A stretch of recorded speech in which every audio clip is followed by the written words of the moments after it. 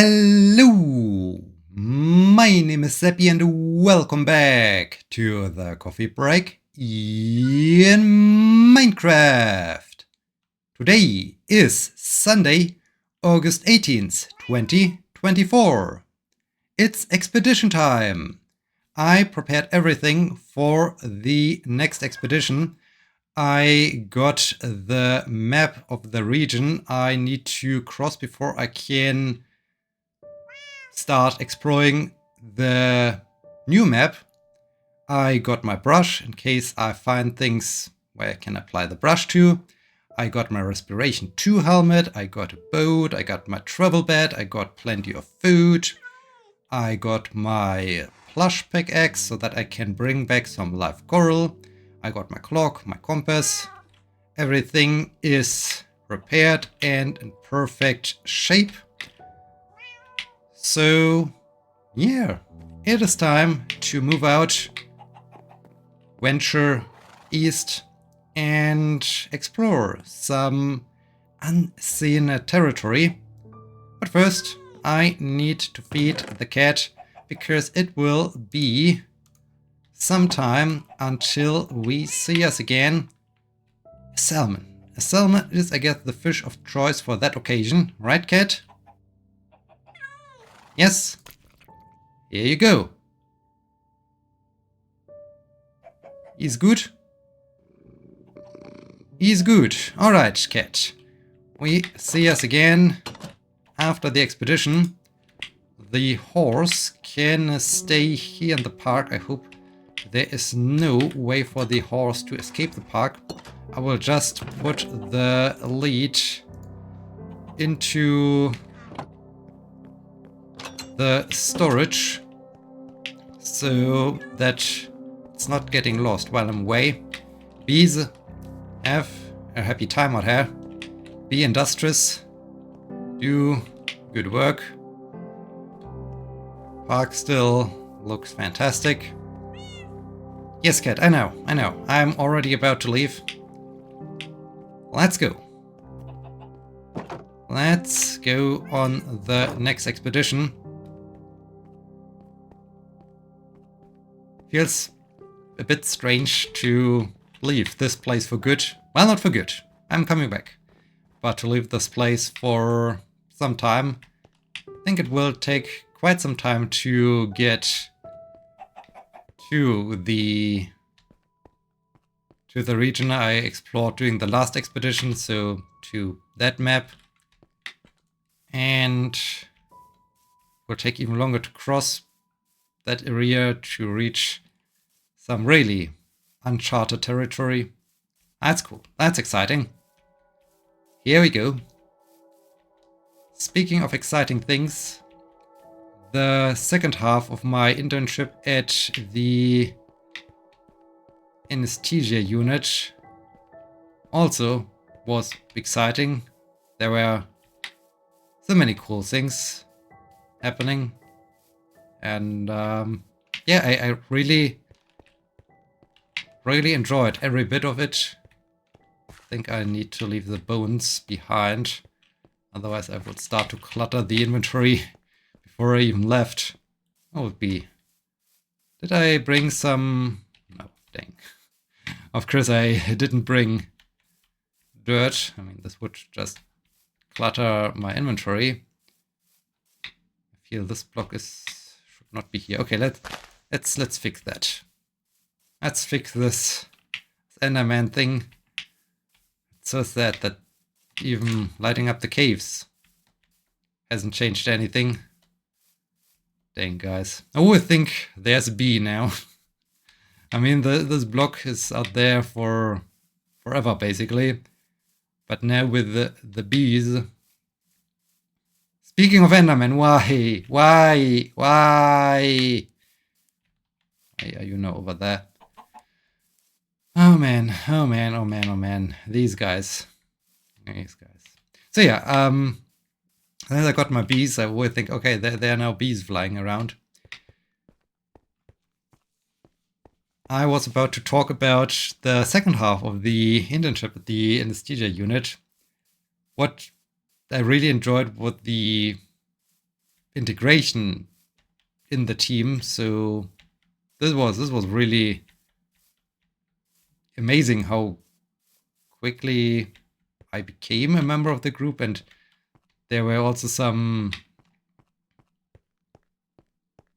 just talks, discussions about, well, ourselves as persons, as human beings.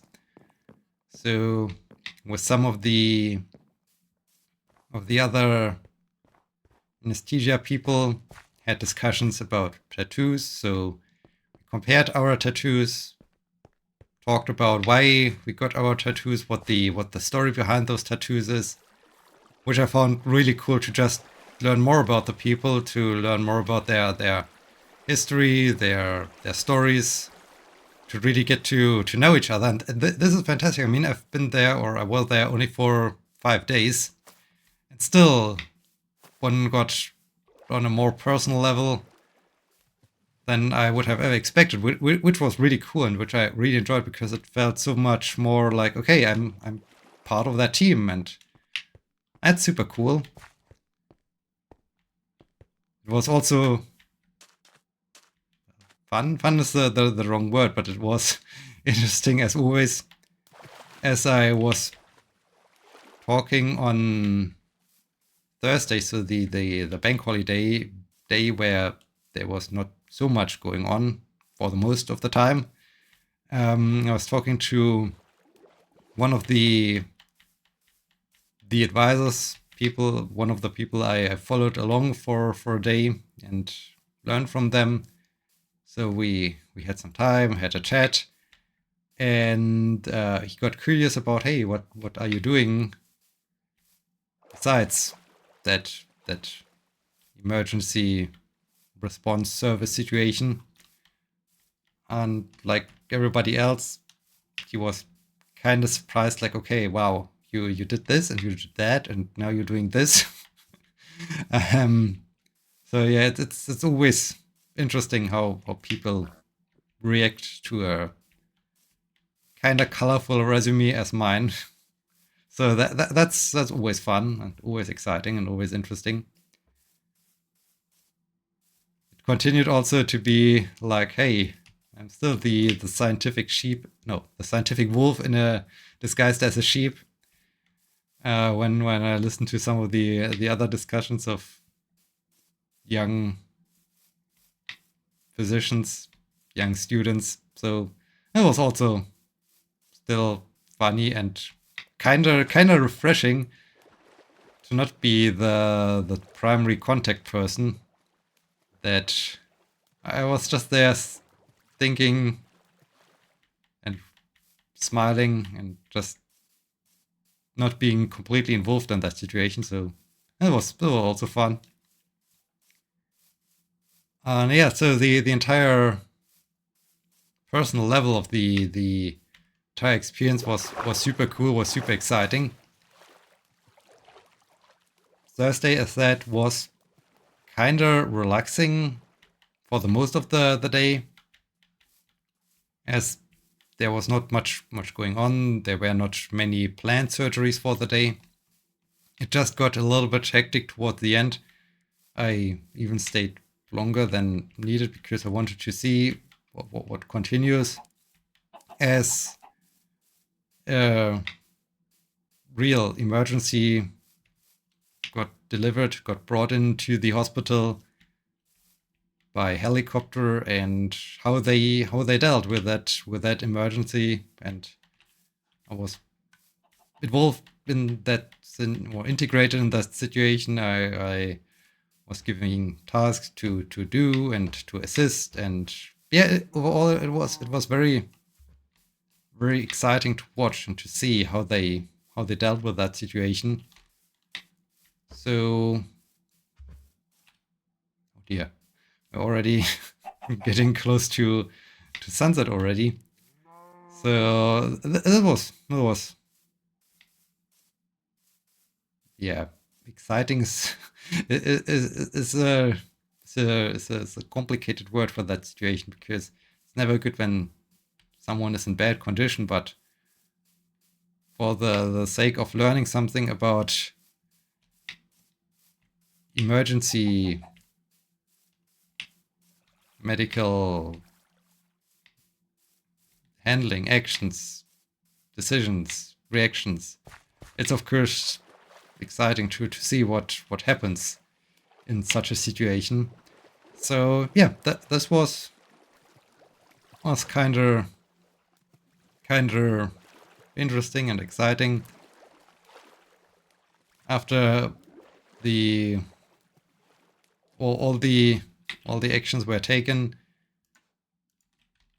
everyone was happy and, well, not happy, but everyone was okay and was amazed by the fact that I stayed longer than I actually had, and that I participated in the entire situation. So this was also cool. Finally, Friday was a really interesting day. Not because I was doing so much myself, but rather because I was able to watch and observe how a patient received a new heart valve. And it was not one of those minor of those surgeries where they used minimal invasive technology to simply transplant some kind of artificial heart valve or so. No, it was an open heart surgery. So this was impressive. This was more than impressive, to watch the entire surgery evolve and watch how everything worked. I found the most strange part of that surgery was the moment as they had to basically open the chest. I mean, they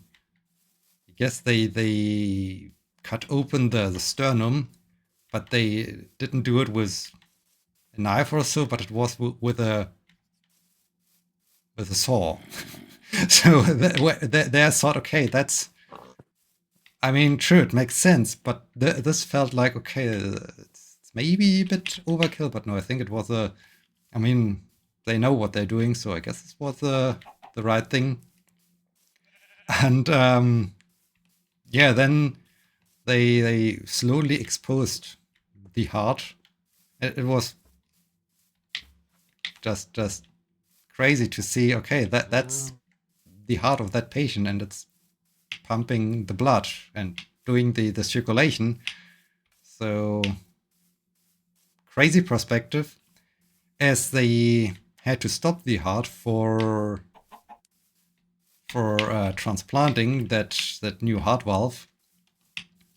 They first had to connect the patient to an extracorporeal circulation machine that does the breathing and circulation for the heart and the lungs. So it was interesting how they attached some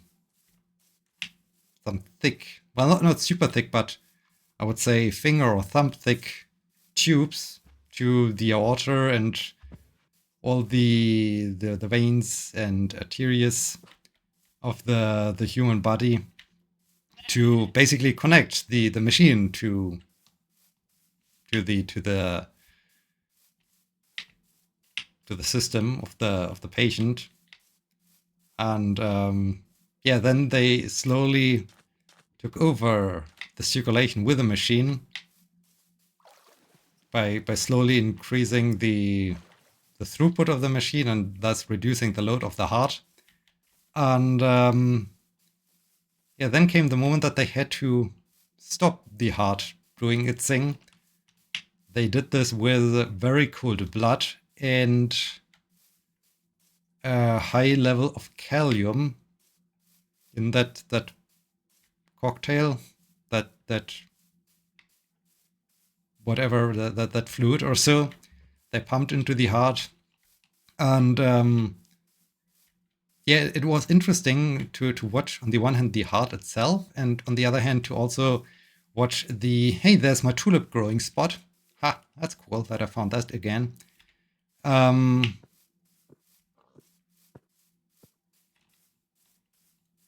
wanted to say?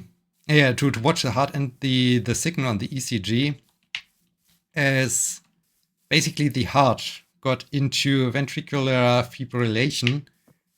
And I mean, that's where you usually need your AED to get the heart out of that situation. But I mean, in this case, it was wanted that the heart does this thing, or basically comes to a stop afterwards. And yet it was just interesting to see, okay, I know so much about ventricular fibrillation and how to recognize it on the ECG signal, but seeing actually the heart doing that and understanding that, okay, there's definitely not much blood that can be pumped by the heart when the heart is in this condition, was really, really an eye-opening situation where it, basically you could really see and fully understand what's going on there. So yeah, that was cool. That was very exciting. Subsequently, they did not remove the heart entirely. I mean, the heart stayed in the body of the patient, but they had, of course, to I think they completely made they made a complete cut. So they cut through the aorta to get to the aorta valve. Ow. And they... Why so many angry guys? Where are those angry guys coming from? And the new heart valve then had to be, of course, attached to the heart with lots of little strings. And I found it so impressive. I mean, they prepared it so well. Before they attached the heart valve itself, they attached all the strings to the heart. And I'm not quite sure how many strings. They basically had it in a somewhat triangular shape around the heart, as the heart valve itself also basically has 3 elements. And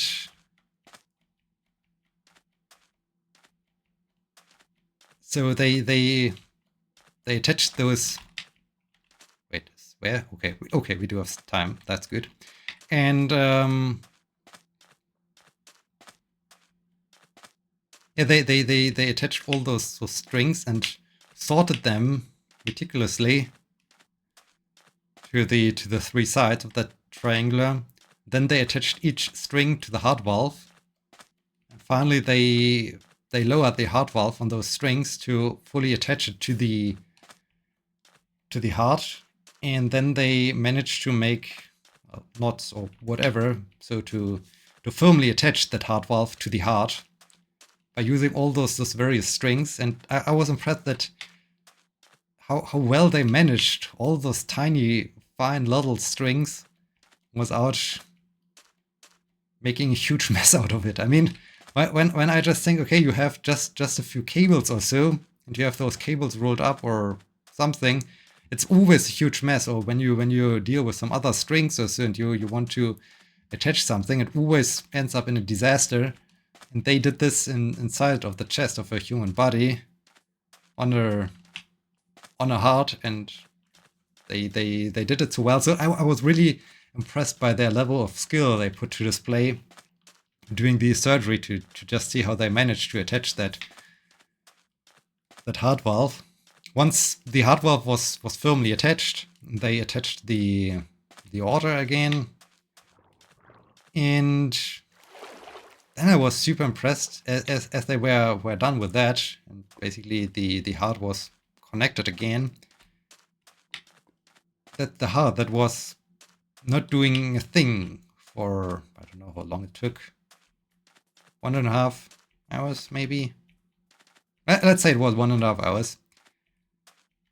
That it basically just started working again as I intended it to work again, and it was not going first into some kind of ventricular fibrillation or something like that. No, it already had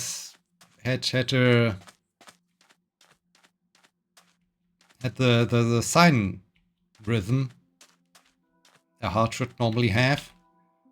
Where are we? Are we already on that map? We're not on that map yet. But are we close to get on that map with the desert and so on? Or are we still super far away? I think we might be still super far away. No, I think this jungle is not the jungle I see here on the map. Or is it? Let's see. No, I think it's not. Unfortunately, I do not know how thick that jungle is. If I can... Okay, there are jungle trees still back there. Yeah, okay, there are even jungle trees back there. So I think the jungle extends for quite a bit. I do not want to venture into the jungle now when we are getting close to sunset. I could get on top of that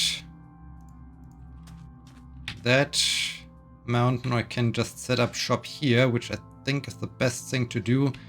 This is really an open area that I can... where I have a good overview and where I can defend my position. So yeah, it basically just recovered real quick and was doing its thing again. So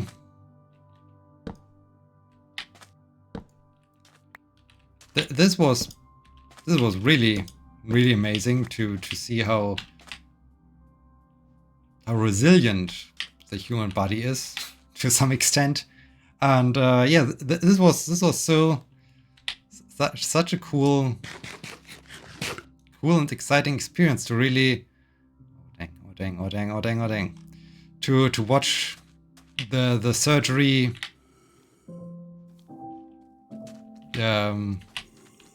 occur and to watch what they did and to see the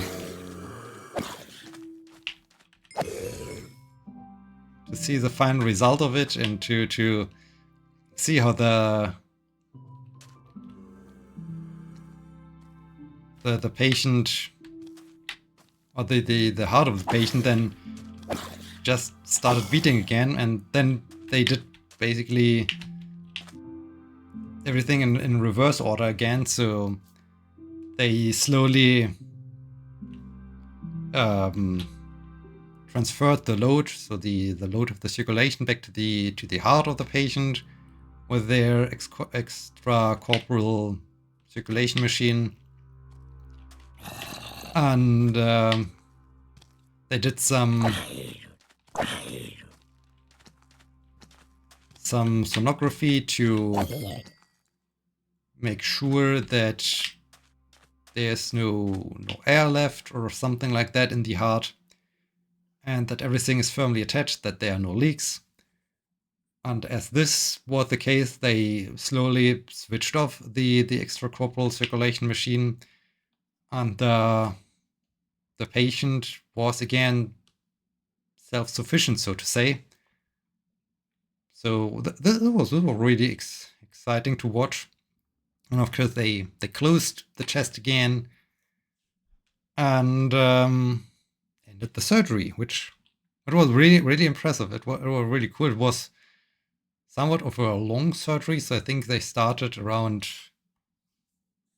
8 a.m. or something like that, and they finished shortly around 11:30 a.m. or so. So at least 3.5 hours of surgery or so. So this was very exciting, very cool.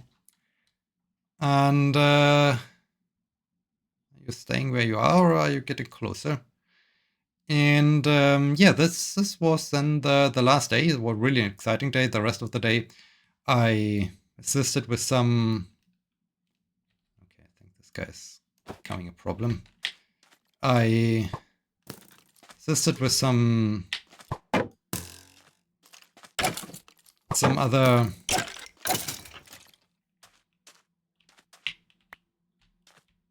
Oh dang! No, I did it. Now everybody's coming here. I helped them a little bit, and finally I was sent off into the weekend. So overall, really cool, really great team, really amazing internship. I really enjoyed it. And with that, we are at the end of this episode. I also hope you enjoyed this episode. You found my story of the open heart surgery interesting. That was amazing to watch. And yeah, thank you so much for watching. Until next time, my name is Sebbi. See you!